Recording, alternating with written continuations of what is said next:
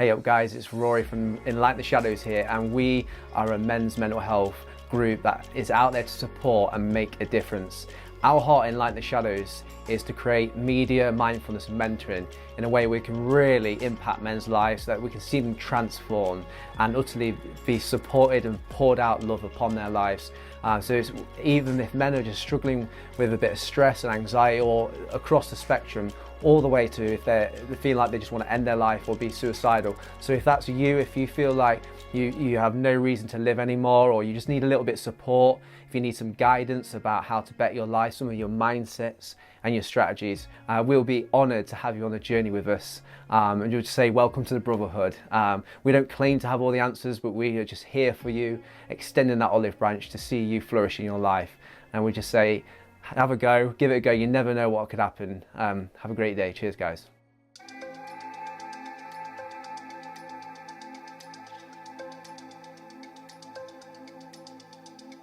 Hey up everyone, welcome to Enlighten the Shadows. Today is episode 53. Last week we had Kai Fisher. Wow, oh my gosh, this guy. Kai and I hit off from the get-go. What a class bloke. This man, his story is incredible. He has been 9 months clean, guys, from cocaine usage and alcohol usage. He had a massive drug abuse addiction. Very tricky life he's had, and he's overcome, and he's had rehab, and he is a free man. So I want to inspire and encourage you after this episode, not this one. We are staying here in episode 53 with my special guest today, but when you have the time, check it out because it's quality. It's so inspiring. We've actually been really tight, and I feel like we'll be friends for life now. However, today we are talking about some exciting stuff. We're going to talk about help and support you can get with your mental health. Inspiring testimony basically from one of our boys. So Mark Bellamy, my man, welcome to Enlighten the Shadows. How you doing, brother? Not too bad, Rory. Good. It's good to have you on, matey. Thank you. I'm just trying to go back in my head, and you know, it's all good and well preparing for a chat on a podcast, but I thinking, how on earth did you find us in Enlighten the Shadows? I want to know, brother. I want to know all about it. Well, I was at work driving in my car, and I was listening to talk radio, and during lockdown, and you popped on the radio talking to Julie Hartley Brewer, and it just made me want to pull over, find the Facebook group. I can remember pulling over into this service station along the A14 and finding the group, messaging you, and you said, "Oh, welcome aboard, share your story," and I shared my story with you, and that was now history. We say history, brother. Yeah. It's now 2022, so it's like technically almost 2 years, and Yeah. I'm blown away. I was speaking to my missus the other day saying, like, when we went into the first, I don't know I talked much to about it, but the Big L in March 2020, it feels like 4 years ago, and it's only just over 2. Time's flown by, mate. It has. Crazy. Well, I'm glad you safely pulled over and you joined the group. And I want to say to the viewers, this guy is an incredible bloke. He's so humble, and he contributes. Not only has he sought support and got it, which we're going to talk loads about today, it's going to just blow my mind. But this guy actually contributes, and this is what I love about Mark. Mark, I love you, man. You're just incredible bloke. And what you do is you post an incredible song. So before we do talk about your story, I want you to talk about that song a little bit and just capture our viewers today. What is the song I'm buzzing about, and why is it powerful to you? It's the words, the meaning behind the words. It's "Don't Give Up" by it caught me. Who was it? Was it Peter Cetera? No. Peter Gabriel and God, I can't think of the lady's name now. It escapes me. But yeah, it's just so powerful. It's the words he says. We're taught to fight, taught to win. Men are taught to fight and win all the time in society as a whole. And no one wants us when you lose. When you lose and when you're rock bottom, no one wants you. And it's about not giving up. Kate Bush, Peter Gabriel and Kate Bush, that's it. Knew it'd come. It would come. Yeah, it's just when you listen to the words and the meaning behind that song. It's just like not giving up. There's hope, and there's, you got us. It could be someone you love, or this group. We've got each other, and it's not about giving up. It's about keep pushing forward. Yeah. Even if that's like an Yeah. hour at a time, brother. And Yeah, I love the song. Yeah, you said you made you cry, didn't it? Oh, come on now. Yeah. All right. It did. Don't worry, guys. I'm not hurt. I've given blood today, so I've got some straps because I had my little weird finger pop, and they're like, "Where's that come from?" But I went to crack my drink open. Sorry, one sec. There we go. Mate, I did cry, and we want to say this to the viewers: like, real men cry. I think it's important that we don't block that out if it is arising within us. Like, some people naturally don't cry as much as others. I get that. It's not trying to shame those who don't feel like they cry. That's cool. But yeah, to say to men, if you're welling up, just let it out, man. That's how I think. As a man, it is hard to cry. I admit, I find it hard to cry. Definitely. Don't know why, but I do. I'm comfortable doing it in front of my wife. I can do it, but anyone else, I can't do it. I don't know why. But it's that male thing in us, not to cry. It is. Do you think? I don't know. Do you think that's something we're born and raised, particularly our generation and older? So I'm 33. That age and up, it was almost like cultural norm to like toughen up. You fell over. Boys, it was like, come on, mate, get up, come on, you'll be all right. And girls would be like, oh, sweetheart, you're okay, and give it a kiss better.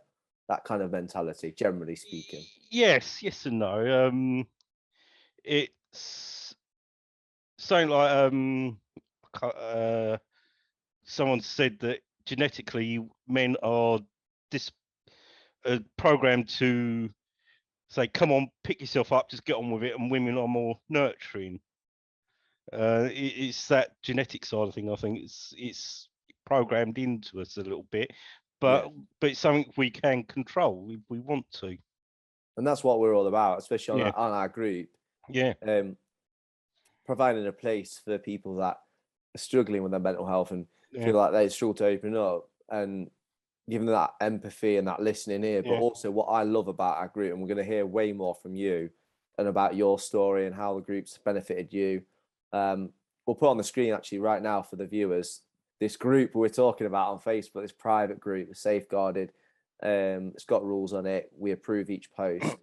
I just love about it that after the time it did took, and rightfully the hard work to build trust on there, and me be vulnerable more than anything, the encouragement on this group, the arm around the shoulder, the sound advice, it's loads of different blokes mucking in. And I think that's what blokes are looking for, is just, I was driving home the other day and I saw something beautiful, Mark. I saw these two young lads, no older than 10 years old, and they both had their arm around each other whilst walking up the road by themselves, no adult around. They were just both arms around each other. And I was just like, what a picture that is about young boys growing into manhood and becoming their brother's keeper, and having each other's back. And it was like a symbolism. I was like, that is what our group is like, I think. I agree. It is very much so. So you pulled over, you joined the group. How were, in terms of getting like some sort of support through this lockdown, and dealing with your own issues and battles that you've got going, your own mental health, what was the group like for you when you first came into it? What were you feeling? What were your experiences in that? Well, before I was lost and kept it to myself, I wouldn't really talk to my wife about it, and I sort of let it out because you got that anonymity, haven't you? It's just you just write it. You just write, and it's easy to write. It's easier to write it than actually talk to someone, isn't it? Put down your feelings. Also, writing down your feelings can be therapy for yourself. 100%. I'm totally with you on that. So you said you've never kind of offloaded in that sense. Have you tried, if you don't mind me asking, everything I ask, sorry, just shut it down, not a problem. Have you had therapy before? No, Anyway, no, okay. no, no What's therapy. what stopped you from ever getting that? Well, I've been doing a lot of thinking where my mental health started declining. Um, it was sort of 11 years ago now when my daughter was born.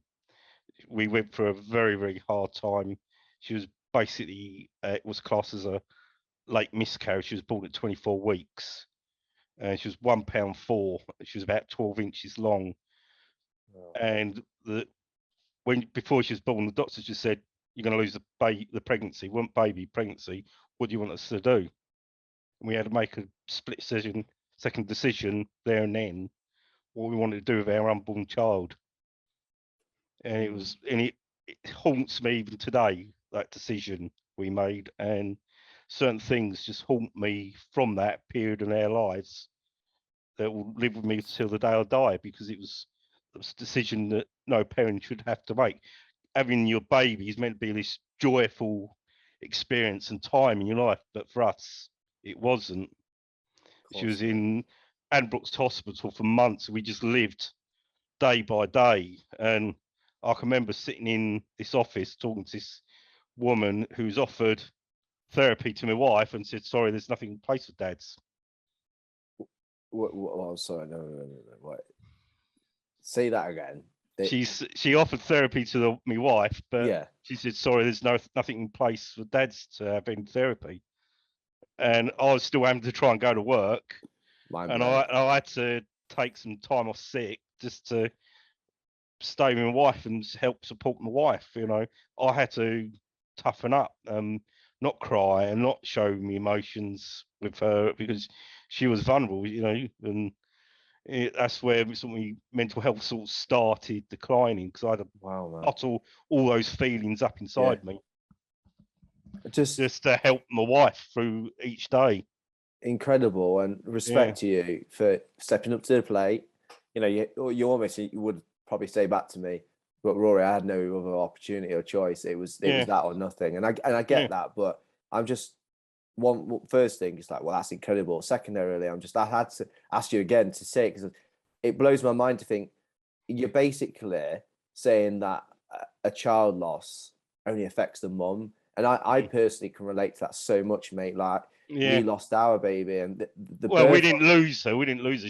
She's 11, turning 12 this year. Oh, So sorry, my fault. yeah, I no, should no, have let you finish. no, Forgive no. me. She's turning 12 this year. But That's a we miracle. still had to make that decision with our unborn child. It still haunts us, and to a Right. No, day I sorry, do. I'm with you Yeah, now. that's all right. It's all right. Wow, Yeah. that's incredible. Though I'm buzzing for And you. we had sort of 1% chance she would be what you'd call normal without any mental problems, physical problems, and she's relatively okay, other than a little bit of learning difficulties. But we cope with that with her. We push her, and she's doing okay at school. She loves learning. That's so cool. Honestly, that's so cool. That buzzes me, because when you said it and you're going through, I was like, when you But said it's about on, making yeah, the choice, yeah, I went, oh yeah. no. But it's the Oh, same. Though we came through the other side, you didn't. yeah,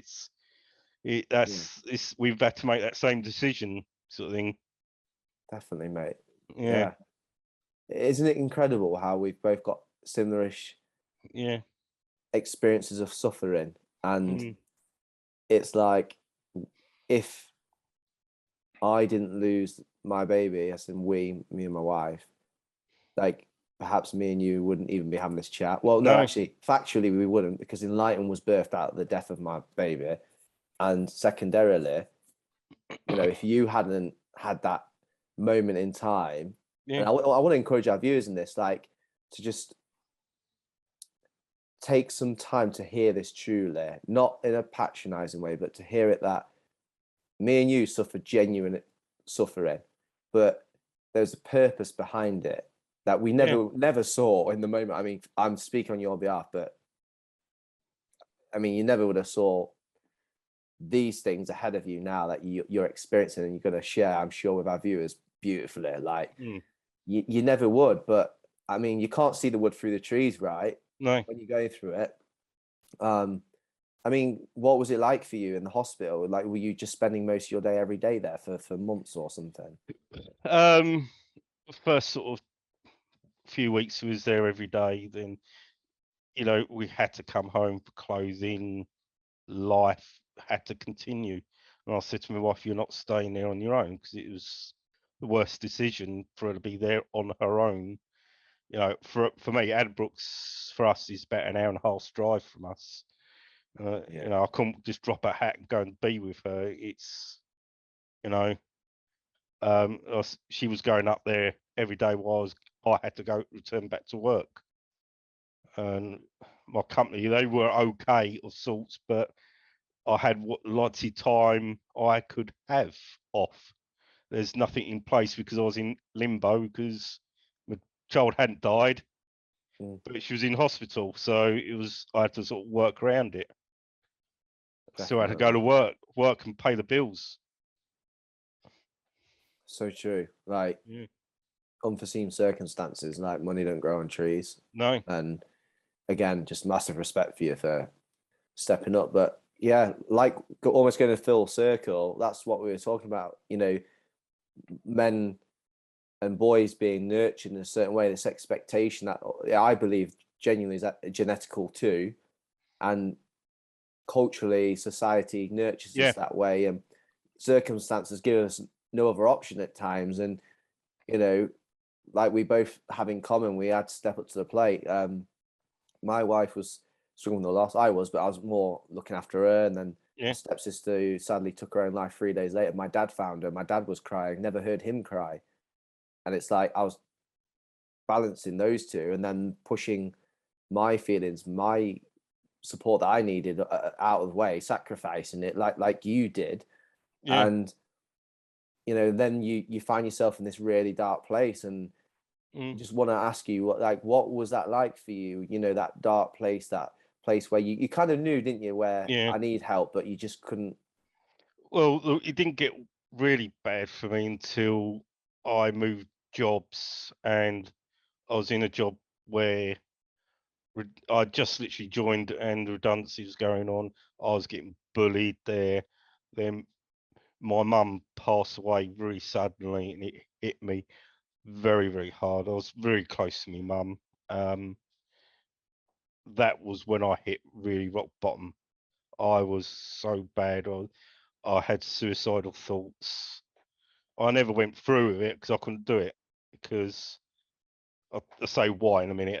But yeah, I was on the edge of a nervous breakdown, and the wife was going to take me to the doctors, but she convinced me to leave that company, and I did. And I'm in the job I'm now, and I started getting a little bit better. But lockdown happened, and things at our present company started taking turn for the worse, and that's when I started hitting a real low again, and I had a bit of a breakdown a few weeks ago. No, about nearly 2 months ago. Yeah, I was gonna say it was more than that. So remember, but I won't disclose too much because to me, a group's very precious, and I really honor and value people's confidentiality. So I don't mind talking about it at all. yeah. If it helps other people, that I did have a bit of a breakdown, and I posted on the group because I was having such a terrible day at work. Boss phoned me up having a bit of a whinge at me the day before. Then the team leader phoned me up having a bit of a whinge, and I just, my mind lost it, and I posted on the group. It was a cry for help, and you guys were there for me to encourage me. And Stephen Rose phoned me, and I can't remember what I was saying to him. I think I was just rambling a lot of it because I was so stressed, because I had lots of other stresses in my life. Because our son, he's got ADHD, and we also think he's on the autistic spectrum, and he wasn't coping at school, and he was just having meltdowns, real violent meltdowns. We're just literally screaming, shouting as soon as he gets home from school. And and my wife phoned up in tears because he's having a meltdown. She can't handle him, and I was at work, constant pressure from that as well. time was hard during the first lockdown with him. It was very, very hard. Yeah, it sounds like you're It's juggling a yeah, lot of different things yeah, at once. It wasn't just like, yeah, oh, this one big trauma. It was yeah, like lots of yeah, significant things. yeah. I'm not ashamed of saying it, but in some ways I am. He was a big trigger for me, my son, because of his disabilities. But I know he can't help it, but it's Yeah. all the other stuff going on as well in the background. I was trying to juggle too many balls, and Yeah. you will drop some. Yeah, of course, like we're human beings, right? Yeah, We never always got it together. We're never no, 100% perfect. And I think no, a lot of men need to hear that, listen to this episode wherever they are, whatever time it is, that it's all right to feel these things. It's all right to slip up a little bit. It's all right to feel like you're not of any worth, or you're not you have this high standard that you've yeah, got to work, and all these pressures, like that other people go through these things too. Other people experience these tough emotions. And I think what's cool is, in all this chat that we're having, there is an option for them, and it is our group. And it's quite cool because we don't shout about ourselves enough. Actually, I'd be quite honest, we should shout about ourselves more. And I think it's kind of like a humility thing, where you don't want to come across as, oh, we're the best thing since sliced bread, because we don't claim to be. We're a small cog, like the Samaritans. There's calm, there's shout. We promote them on these videos. But I think what we need to do is just kind of say, look, and this is we, not I, we should be proud of ourselves, like the lads who help. You've become an admin recently because of all your amazing experiences and giving out. And we're like, right, let's get him on board. And I just see it's a brotherhood. I don't know how you see it. It's brotherhood. It's like one of my hobbies, and something helps me with my mental health. And I find there's a lot of other people have said the exact same thing. Is I like joy building scale models, and I was in one of my groups, and there was a guy on there saying he's had trouble with his mental health, and I pointed him to the group, and he joined the group. Amazing. It's to help people be able to talk openly, even if they can't message someone in the group. Because one thing that's in common is getting help. That's the important thing. We need to get help for each other. If it's just someone to talk to, someone can understand. Do you think we're our own worst critics sometimes? Yes, of course, yeah. What does that look like for you in terms of the way that you operate, and things you say or think about yourself, and all the things that you think other people are going to think about you? How's that work for you? Well, for me, I have more high level um uh what's the term I'm looking for? Anxiety, high level anxiety. I overthink things all the time when I shouldn't be. I should try to be less caring, as someone said to me, care less. So I'll look at something, and if I do it wrong, it is wrong, and I will know it's wrong all the time. It's like I put a shelf up and there's a tiny little chip in it. I know it's there, but my wife says, no, it's beautiful, it's lovely, I love it. It looks good, but I know there's a little chip there. Yeah, you're looking for that chip. Yeah, I know it's there. Constantly know it's there. So it's constantly in my mind, the background. I know that little chip's in that shelf there where I cut it. So that's what it's like. I constantly know that's there. I shouldn't worry about it because no one else knows about it. It can't even be seen, but I know every time I look at that shelf, I know there's a chip in it. Wow, you know what? It's something that I feel that you've highlighted is we magnify Yeah, smaller things to be bigger than they are. yeah, What do you think to that? I yeah, relate to that. yeah, we do. I mean, if someone came up to you and went, "You're making a mountain out of a molehill," you'd probably want to punch them in the nose. But if we, even just the language we use and how we communicate what we're Yeah, trying to help people to see in themselves, is more empathetic, than I think a lot more men would come forward. And I feel like that's what we're trying to do in the group as well. yeah, I think there's a good balance in there. I think there's a few times there's a bit of tough love on there. It's not yeah, often, but it comes out sometimes from certain people. I think we need to have that maturity to understand that that's the way some people are. Because I actually had a guy going, so and so doesn't like me, And I was like, what? So I asked the question back, what do you mean so and so doesn't like you? Well, they've said this and it feels like it's come across that. And I went, do you think they're on this group to make you feel bad, or do you think they're on this group because that's just the way they're wired, their personality and their character is shaped that way, and they want the best for you? So do you think that might be more than the fact that they don't like you? And it helped that person a little bit. You're like, oh yeah, because I genuinely think everyone on there has got everyone else's best interests at heart, Yeah. because they're on there for one reason, right? Our mental health. I can relate to it because when I did have a breakdown and the wife said, you need to go to the doctors, I admit I was a coward and wouldn't phone up the doctors. I couldn't do it. That's the man thing in me again. I asked her to do it. She phoned up and the doctor phoned me back. And the doctor said about putting me on medication. I was like, oh, medication. And he was like, explain it wasn't strong stuff. It's just very low end stuff, not non-addictive stuff. It helped me. It's helping me. It also has helped me think that the only person can make me better is myself. Can you say that again for our viewers? The only person can make me better is myself. Come on now. I'm the only person who can make myself better.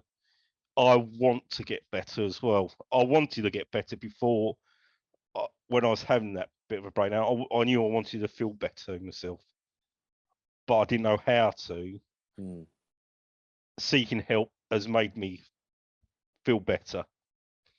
And that video I posted a few weeks ago, bodybuilder Eddie Hall, in it, and it's something profound he said in it. You can't fix everything. You've got to learn to live with this mental health. You just got to put things in place. And I just thought, wow, that's one less stress in my life. I don't have to fix my mental health issues. I just need to learn how to live with it. It's like, wow, that's really profound. Yeah, it was very profound. I was like, wow, it's just really profound. If I stop caring about being mentally ill, I think, yeah, I've got to just live with it and learn to live with it. I can get myself better. That's so good, mate. That is so good. I think men need to hear that too. Like, we're fixers, aren't we? We're doers and we're fixers. And again, it's back to the way we're wired. We want to. We're very practical. We want, right, I need to do that, and the solution to that is this.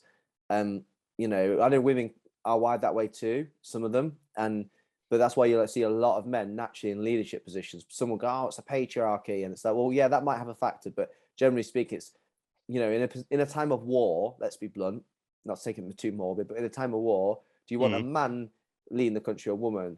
Generally speaking, you would sway to a man because they're not going to be thinking emotionally to nurture anything. They're like, right, practically speaking, without bringing compassion, like it has to. It's a matter of fact now. It's about fixing it, and it's a solution based. And it's men look at a problem and want to fix that problem. Like, women look a different way. Generally speaking, absolutely. Yeah. It's so true. And so again, we're just saying to you fellas, if you're watching this and you want to fix it, like you will fix it. We believe in you and that you will. But like Mark said, like, just take your time with it, and maybe that bit of acceptance. I've got an acronym that I still need to trademark, Mark. It's ACT, ACT. You got to acknowledge it. You got to take time to comprehend it, and then the T is to take ownership or action. You got to think as well why you're feeling like that. You got to understand where those things come from.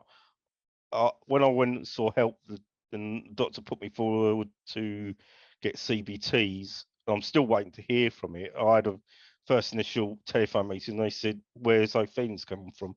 Because my feelings were, I had absolute loathing of myself. When I was really down, I loathed myself, hated myself, and I didn't know where that was coming from. And I was thinking, where is this coming from? I don't know. I still don't know where it was coming from, but it's something I need to work out myself over time. I think it's because previous things that happened to me have made me feel like that, made me feel less of a person I am. Definitely. I think what is powerful in what you said is it starts with a question. Yeah. Absolutely starts with a question. Even a question can expose some sort of truth or usher us into a position where we have to look at it from a certain perspective that we wouldn't have done if we didn't ask that question. Asking questions are a wonderful thing. So again, we just encourage you fellas, like Mark and I, like just ask that question. Where is that coming from? What an amazing question. You might not find the answer, but it's already starting that acknowledgement. All right, this is real to me. I am feeling these things. I am thinking these things. So where are these coming from? Incredible start. It might take you down Pandora's box, like a black hole opens up, but it's better than, well, I don't know. But there's always light at the end of the tunnel, isn't there? There's always light at the end of the tunnel. So sometimes you've got to fall to pick yourself up. And I feel hard, and I'm climbing out of that hole very slowly. It's still early days for me, but I'm looking at life more positive. One of the problems I had was at work. Things were looking dodgy for us. We didn't know what was going to happen, and now everything is calmed down massively, and things are looking more positive at work for us. And it's helped me relax more into my work, and things are looking positive at work. So it's one less stress. I'm looking at things.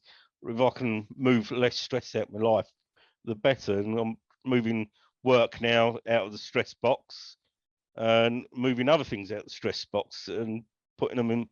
Think, okay, I can stop worrying about that now. Just calm, relax about it. Exactly. And that sounds like a practical skill that you've now got in your armory, the stress box. So I've not actually heard about the stress box. Oh, it's just something I thought saying. It's about compartmentalizing things. You know, things sometimes you get stressed about. You can try and care less and move it out of that by trying not to care so much about it, the better. It sounds like to me, mate, that your self-declarations, what you're saying over yourself, or even what you're thinking then saying, is that you're quite self-aware now. Yeah. It appears that way, and it's really powerful, isn't it? Like we say and think these things, and actually half the time we don't realize we're doing it. No, it's something like I was discussing with my wife a few nights ago. I know I'm riding the crest of the wave at the moment, feeling good, and I know at some point I will crash, but I'm okay with that. I know I will crash at some point. I will fall and crash down a little bit, but I can pick myself up because I'm okay with. I will crash at some point. It's understanding that you can't control these things, so you can prepare yourself for it in the future. Definitely, because failing to prepare is preparing to fail. Yeah. And you mentioned something else that was really powerful, which was your triggers.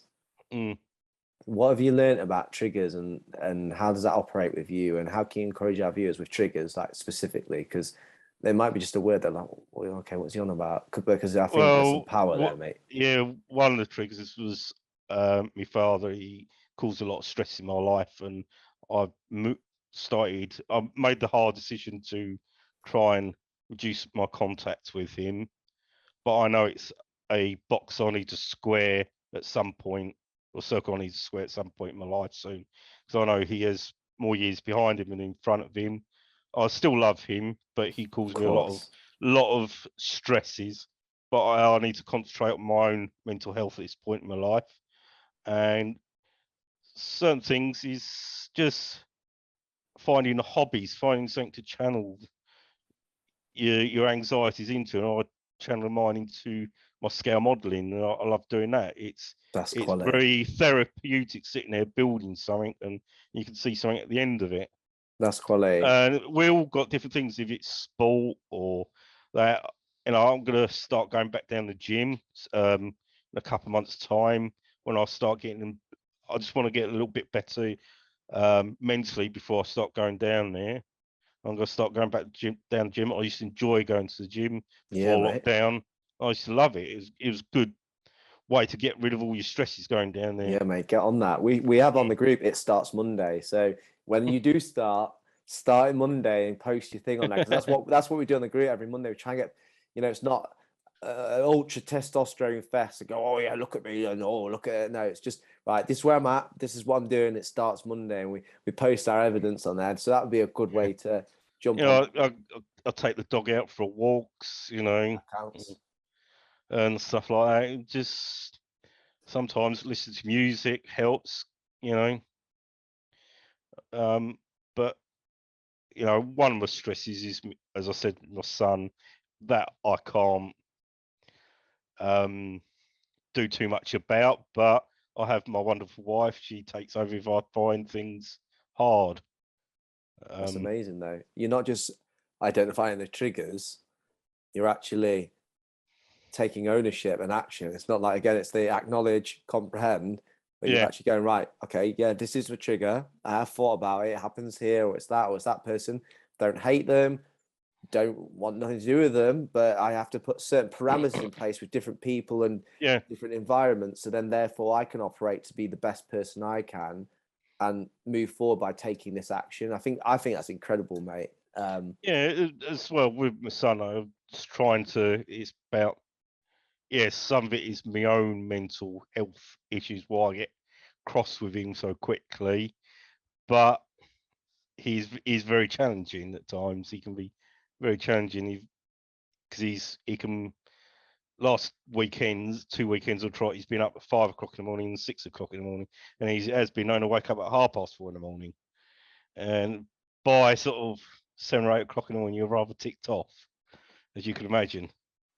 He's constantly on the go. With ADHD, they just do not stop. Yeah, no, I feel you, mate. That's fair enough. But but I have to just try and stay calm and just relax. Try to relax into it and not too. As I said, don't care as much. Try not to care. Absolutely, mate. And then on this topic of seeking help and reaching in and getting that, you mentioned about taking antidepressants or some sort of pharmaceutical intervention. What was it like for you when that was offered, or maybe that was on the table? Like, can you talk us through what was going on in your head? What barriers there? Well, the doctor said, "Well, I'd like to put you on these antidepressants." I can't remember which ones it was, and I was a bit like, oof, I was thinking Prozac and all the high, like the brand name stuff. That's all I knew. They're really addictive. Something. I was like, wow. And the doctor went, "No, this is just a drug that helps produce a hormone in the brain. Can't remember which one it is. The feel good one." Escapes me. Sorry, comes to me in a minute.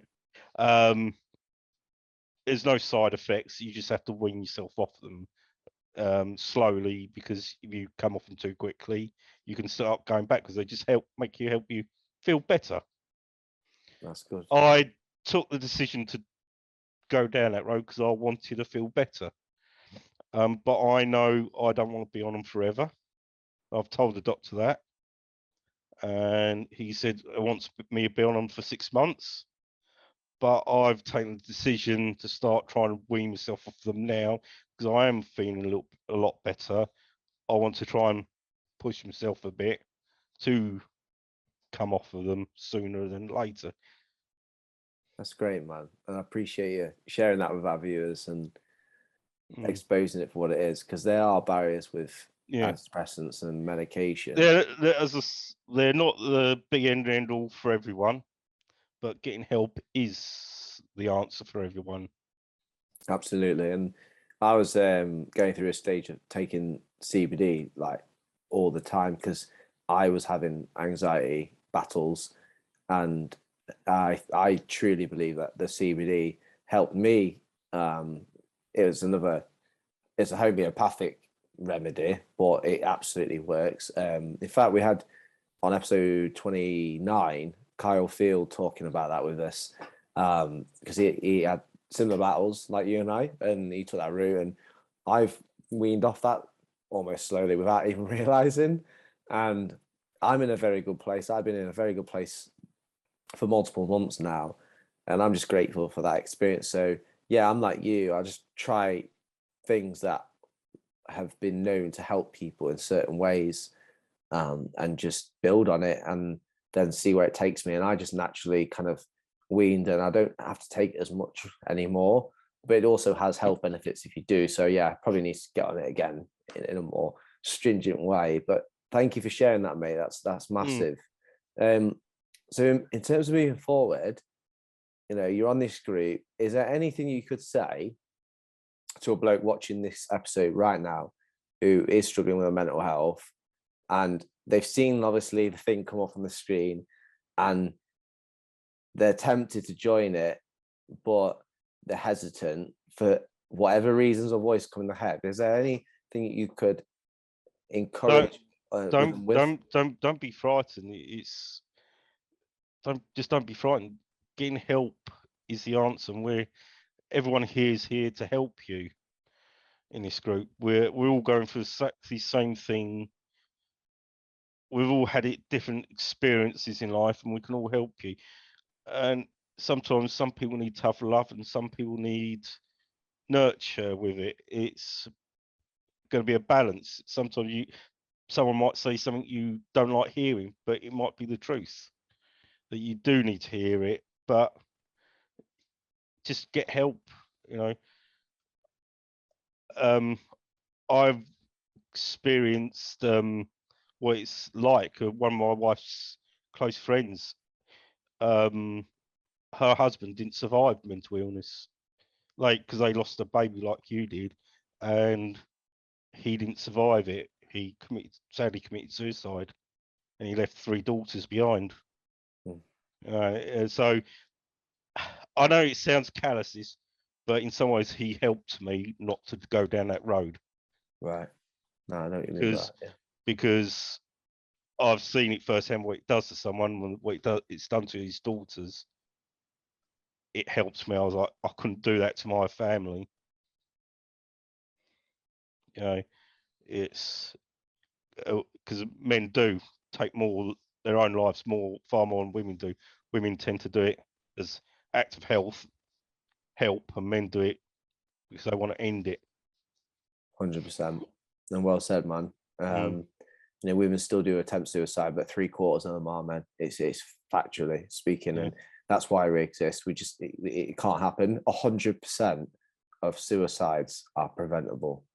Yeah, that's a fact, and we won't stop, brother. The group will never stop. Who knows? 30 years time, we'll be having another chat probably, and we'll be having a glass of whiskey instead of a beer. A few more grey hairs, hopefully not. But you never know. Well, I'll have a few more than you. But no, honestly, mate, it's class to chat like this. I want to say massive respect again, because this isn't your cup of tea necessarily. I know for a fact you're out of your comfort zone. But commend you. You pushed through. We had a quality chat last week, and I was like, how can we not have this on the YouTube channel? We've got to. It's inspiring. It's more of an exposure of what we're like behind the scenes, because a lot of people see flashy videos and we're dropping this episode about this topic, and people are like, but actually this is the freaking knit and gritty. This is what I love most, is this group. It needs to be chatted about and promoted, because actually, we're not to speak on your behalf, but there are lives that we've saved. There's times where it's gone to private DMs that actually there's a lot that people don't see, and like yourself might not see on the group. And we're going as much as we can around the clock. It's a free service. We're here because people deserve to be supported for free, and we'll never stop for the rest of my life. And like the Shadows has to continue, because 100% preventable. And last time I checked, sadly, there was 4,303 men that took their life in a year in the UK. How is that happening? It just can't be. So, but the sad thing, Roy, is we can't save them all. That's the sad also thing. True. But if we can save 1% of that, that's better It's than none, isn't it? incredible. Yeah, But it's almost what you said about they've got to help themselves. So it's like, yeah, we're going to reach in, we're going to love you, we're going to help you, but also there's something. It's like that song that Lee Wood, the Nottingham boxer, has on his ring walk, is something inside so strong. Something has to arise, even if it's a mustard seed. They grow into big trees. And you know, I had a conversation whilst giving blood today that I had a choice. 2020, I had the choice to take my life, or I had to go the other. I had to choose the path of almost what you said. There's light at the end of the tunnel. I had to choose light. yeah, Had to. yeah. I know it's easy to say it's the more coward's way out. It's easier to take your own life than battling through it. I'd rather take the chance to battle through it. I mean, I am very lucky. I've got a very supporting wife, and I love her to bits. And she's been there. She's not just my wife; she's my friend, and I can talk to her openly. And I know when I was in the darkest place, I wasn't talking to her, but now I am. I'm opening up a lot more with her and talking to her about it, and she can see that. That's amazing. I know not everyone's got that No, but network behind them, but this is what this group's for. If you haven't come to people, we all here for you. We'll always help you. There's you always will, man. someone in this group that will always be there to help. 100%. Love that. What's your bank details? In mine's empty, so Oh, what? Standing oil next month, payday. it'll be rather rubbery. That's brilliant. Whoa, well pitched. Yeah, no, thank you, bro. No, I know you it's all real. This is speaking from the heart. Yeah, as you said, this is very much out of my comfort zone. I'm not an extrovert normally and shy away from stuff like this, but I did this for the sake of the group. Wow. Yeah, that if my mental health issues, and I'm still battling them every day, but it's a battle I'm winning slowly but surely. And as I said to you earlier, it's been a hard week this week because my son's been going through we're having a few issues with my son this week, and it's been very, very hard to keep my mental health on the correct side and going negative. But it's something I need to keep working at each day. Absolutely, mate. You did a fabulous job. You should be proud of yourself. Coming on here and doing this class, I've really enjoyed chatting with you. I've really enjoyed listening and hearing even some things that actually I didn't know, clearly didn't know, and I'm grateful for that opportunity for you to share that with us and with me. And it's just phenomenal. I really hope that people take heart and some encouragement from some of your advice. But before we do go, I have to ask you the Enlighten the Shadows question, which is, you probably might refer to your previous advice, which is fine, but if you've got one piece of small advice for a bloke who is watching this right now and they feel suicidal, like what we've discussed, what can you give them as one piece of small advice, mate? Listen to Kate Bush and Peter Gabriel's song "Don't Give Up." Mic drop. Because listen to it and the words in it will stir your soul with what it's on about, what it's telling you in that song about not giving up. Come on. Stirring the soul. That's why music's beautiful. Thank you, Mark. That's right. Love that, bro. But yeah, everyone, thank you for tuning in this week to episode 53 with Mark Bellamy. As I said right at the start, we can now put on the screen Kai Fisher, episode 52. Check that out if you've got some time. If not, make some time when you can, because that story will inspire you just as much as Mark's will. Seeking help, it's different form of help, different experiences, different battles going on in their lives, but just equally powerful. And if you haven't subscribed to our channel and you're not on YouTube, I get that, but literally, guys, it takes 1 minute. Use your email account, and that will help us get more reach on the internet. There are men on this platform there's millions upon millions of people on YouTube, tens upon millions, and there's no doubt men who are on there that are searching, they're seeking, and they're just surviving. They're literally swimming and floating above water, and we just want to reach in and get them. And the more subscribers we do have, the more like clout we have online, if that makes sense, more presence, and it gets reach further. So please, if you can, spare a minute. That would be so appreciated by us. If you're on the social media, by the way, come on the screen is Twitter and Instagram. However, we have joined TikTok. I know, not my cup of tea whatsoever, but again, it's all about reach. There are people who are using TikTok that will be struggling with their mental health, who are men. So same handle, at Enlighten the SH1. Give us a follow, check out our stuff. We do what we can, but until next time, we appreciate you and keep sticking with us on this journey. And if you're not a bloke and you're a woman, thank you. We love you. We appreciate you, women. Share these videos far and wide, and maybe drop it to a bloke that you might be thinking, oh, he's struggling a bit. See you soon, guys. Thank you. Cheers, Mark, mate. Bye.